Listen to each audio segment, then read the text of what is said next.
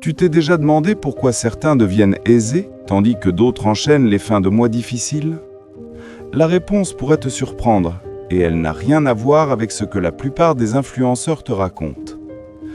Je plonge depuis des années dans les enseignements des grands bâtisseurs de richesse, et aujourd'hui je vais te dévoiler les stratégies les plus efficaces de Marcus Langston, un homme qui, à 28 ans, vivait dans une chambre de motel et qui, 10 ans plus tard, dirigeait un empire de 25 millions d'euros. Ce sont les mêmes principes concrets qui ont changé sa vie et qui peuvent transformer la tienne. Reste avec moi. Dans les minutes qui suivent, je vais t'exposer le plus grand frein mental qui t'empêche d'atteindre l'indépendance financière, un piège dans lequel 95% des gens restent coincés toute leur vie. Et je te révélerai aussi la routine matinale que Marcus attribue à la multiplication de ses revenus par 2 en seulement 6 mois. Marcus n'a pas grandi dans le luxe. Il a quitté l'école à 16 ans, enchaînant des boulots précaires, manutentionnaire, livreur, caissier. Pas de réseau, pas de diplôme, pas de coup de chance. Alors, qu'est-ce qui a tout changé? Une décision simple, mais radicale.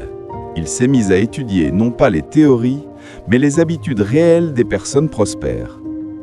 Très vite, il a compris une vérité fondamentale. La richesse ne naît pas du hasard ni du génie, mais de gestes répétés et d'une mentalité précise, accessible à n'importe qui. Qui tu deviendras dans 5 ans dépend de 2 choses, dit-il souvent. Ce que tu lis chaque semaine et qui t'entoure chaque jour. Cette prise de conscience a été son point de départ. Et ce qui rend ces enseignements si puissants, c'est leur simplicité. Pas de jargon, pas de promesses magiques, juste des actions réplicables, éprouvées dans la vraie vie. Commençons par ce qu'il appelle la loi inflexible du résultat. Chaque situation dans ta vie, y compris ton compte en banque, est le fruit direct de causes précises. La plupart des gens voient la richesse comme un accident. Mais Marcus a observé que les personnes prospères ne se contentent pas d'espérer. Elles créent délibérément les conditions de leur succès. Et ces conditions? Elles sont claires. 1. Résoudre un problème réel pour un grand nombre de personnes. 2. Acquérir des compétences rares que le marché rémunère bien. 3. Vivre avec une discipline financière rigoureuse. 4. Oser avancer là où d'autres hésitent. 5. Ne jamais cesser d'apprendre. Ce ne sont pas des idées floues, ce sont des leviers utilisés depuis des siècles. Pense à Sara Blakely, la fondatrice de Spanx. Elle n'a pas gagné à la loterie. Elle a vu un besoin simple, des sous-vêtements qui lissent sans marquer, et elle a persévéré, même après des dizaines de refus. Le résultat? Une fortune de plus d'1 milliard. Pas de chance, juste de la persistance ciblée. Pourtant, la majorité reste focalisée sur l'effet, l'argent, sans jamais construire les causes qui l'attirent. Passons maintenant à ce que Marcus considère comme le principe central de toute transformation, la loi du miroir intérieur. Elle dit ceci: ton monde extérieur, ta carrière, ton patrimoine, ton style de vie, reflètent exactement ton monde intérieur. Ton solde bancaire n'est pas une fatalité, c'est le reflet de tes croyances profondes sur l'argent. Quand Marcus était au plus bas, il a pris conscience qu'il répétait sans cesse des phrases comme « l'argent corrompt »,« pour gagner gros, il faut tricher » ou « je ne suis pas fait pour ça ». Ces croyances, invisibles, formaient une cage. Alors, il a entrepris de la démonter. Chaque matin, pendant 5 minutes, il se tenait devant un miroir et se disait « je crée de la valeur ». L'argent est une énergie que je mérite. La prospérité circule vers moi naturellement. Au début, c'était gênant, mais avec le temps, quelque chose a changé. Son Braillon a commencé à repérer des opportunités qu'il ne voyait pas avant, non pas parce qu'elles étaient nouvelles, mais parce que son filtre mental avait changé. Mais attention, la pensée seule ne suffit pas. Marcus insiste sur un système qu'il appelle le chemin en 7 pas. 1. Définis clairement ce que tu veux. Pas être riche, mais un chiffre, une date, un style de vie. 2. Écris-le à la main. 3. Fixe une échéance réaliste mais exigeante. 4. Décompose le but en actions concrètes. 5. Ordonne ses actions par ordre de priorité. 6. Commence aujourd'hui, pas demain. 7. Fais au moins une chose chaque jour qui te rapproche de ton objectif. Pose-toi cette question. As-tu un objectif financier écrit, avec une date précise? Sinon, tu navigues à vue. Marcus te dirait, le flou tue les rêves. Il conseille de choisir un montant exact, par exemple 82 400 € d'ici à 31 décembre, puis de le décomposer, 6 867 par mois, 1 583 par semaine, 317 par jour. Soudain, ce n'est plus un rêve lointain, c'est un plan quotidien. Et pour gagner cet argent, Marcus utilise une formule simple. Revenu égale excellence fois volume fois type. L'excellence, à quel point tu maîtrises ton domaine. Le volume, combien de valeur tu livres chaque jour. La type, si ce que tu offres répond à un besoin payant. Beaucoup se concentrent uniquement sur l'excellence. Mais si personne ne veut payer pour ce que tu fais, ou si tu en fais trop peu, tu resteras sous-payé. Marcus raconte l'histoire d'un graphiste talentueux qui réalisait un projet toutes les 2 semaines. En gardant la même qualité, mais en acceptant 3 petits projets par semaine, ses revenus ont doublé en 2 mois.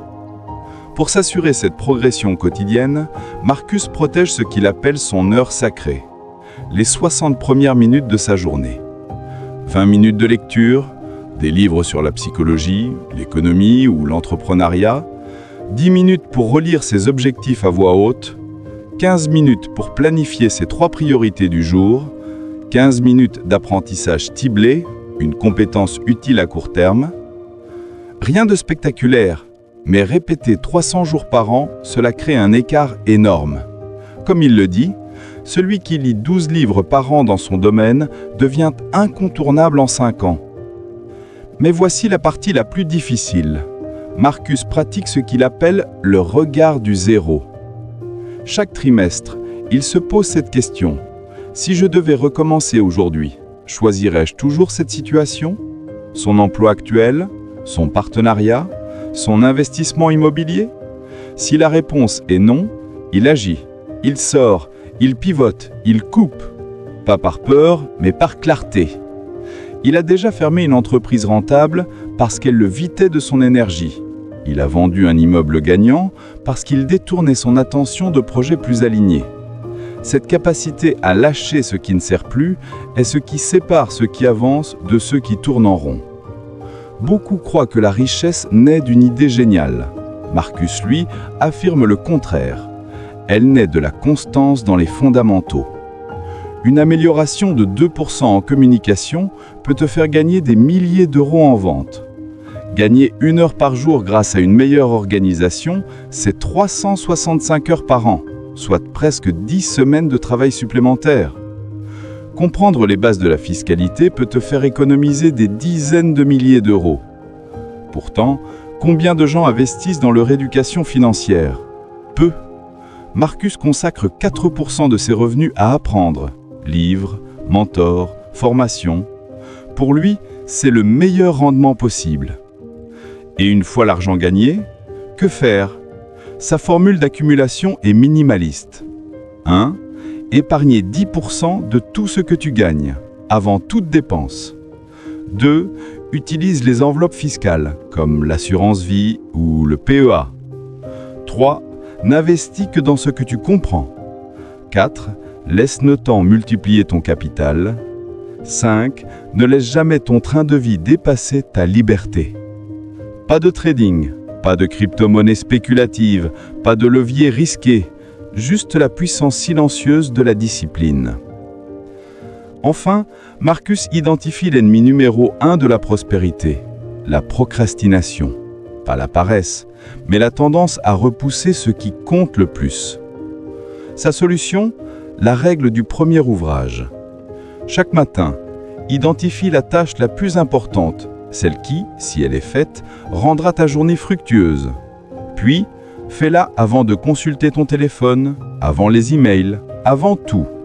Pour lui, c'était souvent une proposition commerciale ou un appel décisif. Pour toi, Ce serait peut-être l'envoi d'un CV, l'écriture d'un chapitre ou l'analyse d'un marché. Ce que tu fais en premier définit ta journée. Ce que tu fais en premier chaque jour définit ta vie. Avant de terminer, je te lance un défi. Pendant 90 jours, lève-toi 1 heure plus tôt. Utilise ce temps uniquement pour nourrir ton intelligence financière. Lis L'Art de la richesse de Langston, écoute des podcasts sur l'investissement, étudie les bases de la comptabilité. Peu importe le support, l'essentiel est la régularité. En 90 jours, tu auras investi près de 100 heures de ton avenir. Tu seras alors plus éduqué financièrement que 99% des gens. Rappelle-toi, la richesse ne vient pas d'un coup de génie, mais de milliers de petits choix alignés. Comme le dit Marcus, ce que tu cultives en silence, tu le récolteras en public. Tu viens de découvrir la méthode qui a transformé un sans-abri en bâtisseur d'empire. Elle ne demande ni talent exceptionnel, ni fortune initiale. Juste de la clarté, de la discipline et de l'action. Si cette révélation t'a parlé, like cette vidéo et abonne-toi ici sur la voie de l'abondance. Tu vas t'élever, tu vas prospérer.